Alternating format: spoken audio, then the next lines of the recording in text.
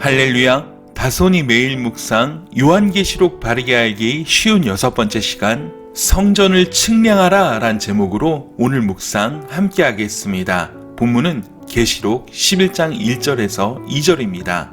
또 내게 지팡이 같은 갈대를 주며 말하기를 일어나서 하나님의 성전과 제단과 그 안에서 경배하는 자들을 측량하되 성전 바깥마당은 측량하지 말고 그냥 두라.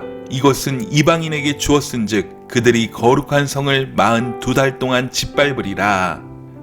10장의 핵심을 기억하시죠? 재앙의 시대를 살아가는 교회가 감당해야 할 사역은 먼저 입에는 달고 배에는 쓴 말씀을 먹는 것이었습니다. 그리고 그 말씀을 먹고 회개하지 않는 세대를 향하여 다시 하나님의 말씀을 증거하는 것이었습니다. 그것이 교회가 감당해야 할 사역이란 것입니다. 10장에서는 그 일을 사도 요한이 감당하는 것으로 상징적으로 표현되었지만 11장에서는 두 증인이란 좀 더 구체적인 모습으로 교회가 감당해야 할 사역을 말씀하고 있습니다. 10장 11절에 다시 예언하여야 하리라 라는 말씀과 11장 3절에 1260일을 예언하리라 라는 말씀은 10장과 11장이 동일한 메시지를 전하고 있다는 것을 알게 해줍니다.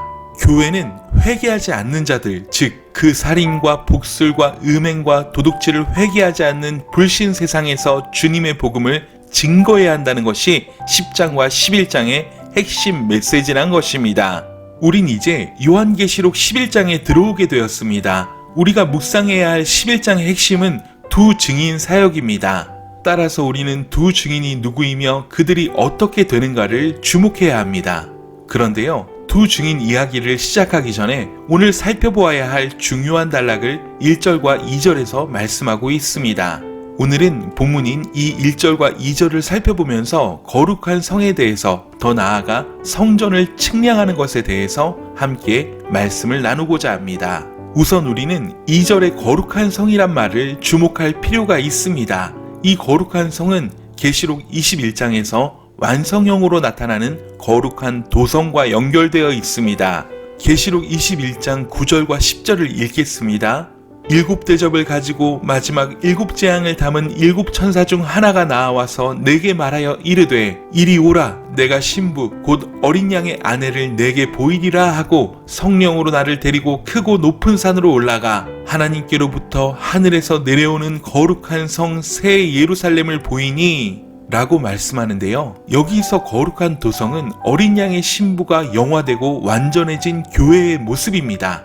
그런데 11장에서 사도 요한이 보고 있는 것도 거룩한 성이란 것입니다. 이게 무엇이겠습니까? 이 거룩한 성 역시 성도들을 지칭하는 것입니다. 그러나 21장의 성도들은 완성된 천국에 거하는 영화된 성도들이라면 11장의 거룩한 성, 즉 측량의 대상이 되고 있는 거룩한 성으로서의 교회는 아직 전투하는 교회라는 것입니다. 이 땅에서 순례하는 교회와 성도들입니다. 그런데 7장에서 확인된 것처럼 이마에 하나님의 입맞은 성도들은 하늘 보좌에서 하나님의 보호 아래에서 찬양하고 있습니다. 따라서 이 땅의 교회, 즉 하나님의 입맞은 주님의 백성들, 그들은 하나님의 보호를 받게 됩니다. 따라서 1절의 측량 목적은 거룩한 성을 보호하기 위해서라는 것을 알 수 있습니다. 그런데 문제는 2절입니다. 측량의 대상이 되지 않는 성전 바깥마당을 어떻게 보아야 하느냐의 문제입니다. 왜냐하면 이 성전 바깥마당은 이방인에게 주었다고 말씀하기 때문입니다.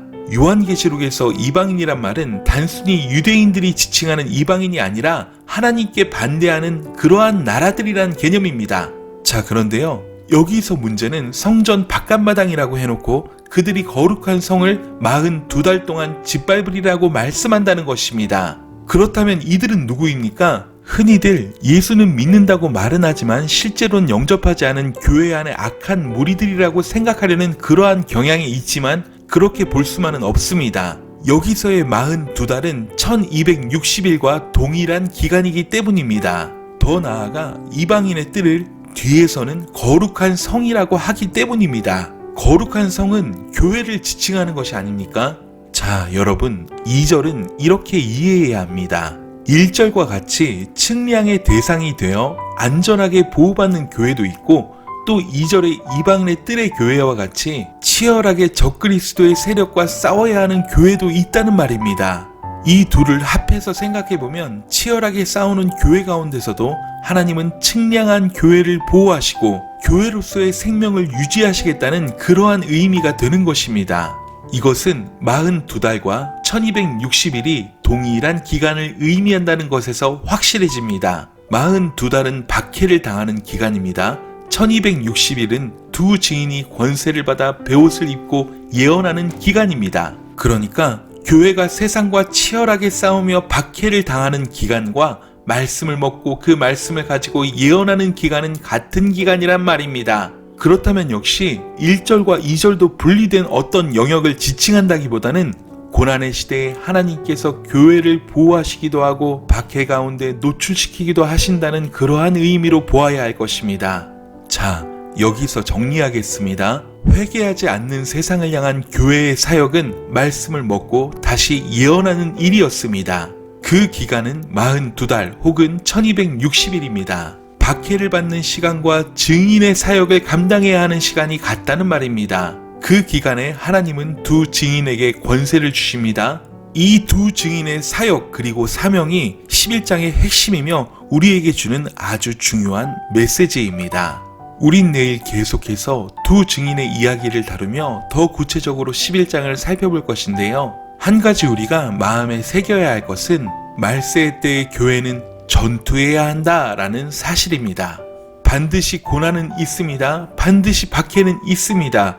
코로나 시대라는 새로운 국면 또한 성도의 고난이기도 합니다. 이 또한 인내해야 할 때입니다. 사랑하는 여러분, 싸우며 인내하며 지켜내십시다. 그리스도의 몸된 교회인 성도 한 사람 한 사람이 각자의 삶의 자리에서 말씀을 먹고 순종하여 거룩과 성결을 지켜낼 때 교회는 반드시 승리하게 될 것입니다. 하나님 나라가 임하게 될 것입니다. 오늘의 묵상을 꼭 기억하십시오. 그리고 마음에 함께 새기시면서 거룩한 성도로 악한 대적들과 싸우며 인내하며 승리하는 하루 되세요. 사랑하고 축복합니다. 샬롬.